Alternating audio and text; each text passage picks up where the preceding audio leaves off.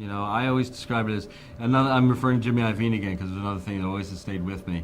When he was mixing with me one time, uh, every time at the same point in the song, he'd get up, he'd suddenly pounce up, and he'd go to one of the dials on the console, and he'd turn it wildly from left to right. He'd go, "Oh, this part," and then go left to right really fast.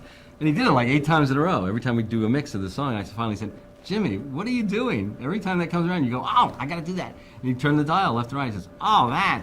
Well, that's for the kid in Wisconsin. Every record I do, I figure you should put in one thing for the kid, the teenager in Wisconsin who's in bed listening on headphones. Because his parents don't want to hear the music, and he's smoked a little dope, and he's got the covers over his head, and he's listening in the dark. And I think you got to have something where it goes fast, left to right. He goes, holy shit, wow, ooh." And that was the thing for the kid in Wisconsin. And to this day, I've metaphorically expanded that to every song, anything for theater or film or music that I do. I always think of the kid in Wisconsin. There's got to be something for him. And basically, I always think the kid in Wisconsin still exists in the widower in Miami, the nurse in Kansas, the 50-year-old businesswoman in Texas.